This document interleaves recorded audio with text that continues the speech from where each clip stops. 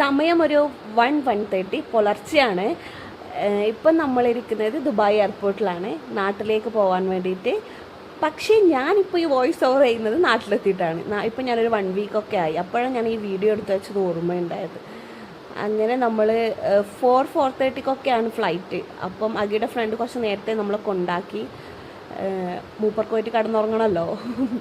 അങ്ങനെ നമ്മൾ അവിടെ എത്തി. അപ്പോൾ കുറച്ച് സമയമുണ്ട്. അപ്പോൾ നമ്മൾ ഡ്യൂട്ടി ഫ്രീ കയറി. ഞാൻ ഫസ്റ്റ് ടൈമാണ് കേട്ടോ ഇങ്ങനെ ഈ കുപ്പിയുടെ സെക്ഷനിലൊക്കെ ഇങ്ങനെ വന്ന് കയറി നോക്കുകയൊക്കെ ചെയ്യുന്നത്. അഗിയാണ് അസറ്റ് പക്ഷെ നോക്കി സാധനമൊക്കെ എടുക്കുന്നത്. ഇത് ഫ്രണ്ട്സിനും കസിൻസൊക്കെ കൊണ്ടുപോകുന്ന ഒരു പതിവുണ്ട്.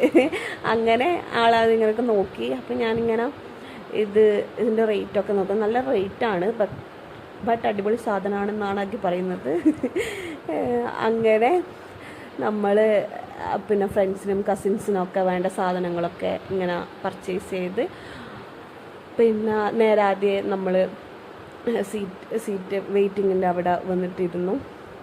അങ്ങനെ അഗി അതിലേക്കൂടെ ഫ്ലൈറ്റ് പോകുന്നതും ഒക്കെ ഈ സൂട്ടിന് ആ മിററിൻ്റെ അതിലേക്കൂടെ കാണിച്ചു കൊടുക്കുന്നതാണ്.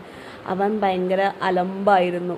ബിക്കോസ് അറിയാലോ ഒരു പുലർച്ച ആ ടൈമിലൊക്കെ അവന് നല്ല ഉറക്കമുണ്ടായിരുന്നു. അങ്ങനെ നമ്മൾ ഫ്ലൈറ്റിൽ കയറി. അപ്പോൾ ഫ്ലൈറ്റ് കയറിയ സമയത്ത് ആൾ കുറച്ചൊന്ന് ഓണായി. പിന്നെ എന്താ പറയുക ഭയങ്കര പിന്നെ അപ്പുറം ബാക്കിലെ സീറ്റിലെ കുറച്ച് ചേട്ടന്മാരോടൊക്കെ ഹായ് ഒക്കെ പറഞ്ഞ്.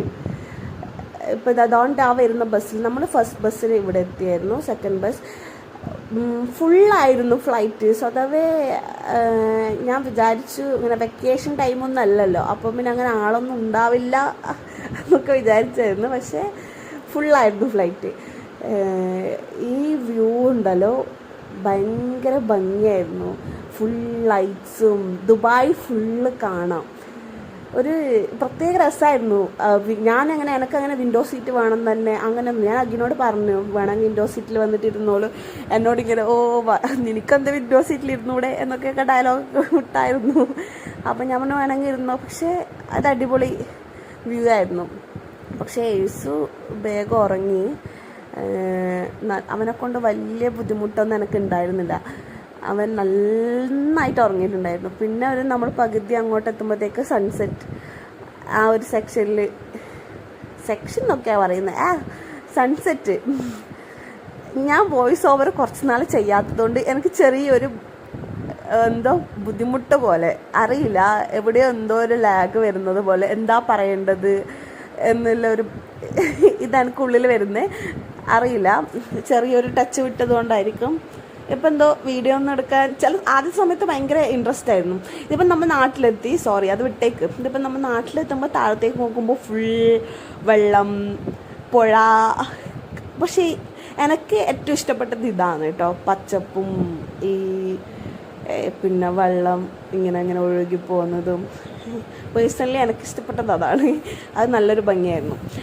അങ്ങനെ നമ്മൾ ലാൻഡ് ചെയ്തു കണ്ണൂർ എയർപോർട്ട്. അവിടെ ആ ലാൻഡ് ചെയ്യുമ്പോൾ ഉണ്ടാകുന്നൊരു 1 ഇയർ, നമ്മളധികം 1 ഇയർ ഇല്ല ഒരു 1 മന്ത് വെക്കേഷനാണ് എപ്പോഴും വരാറ്.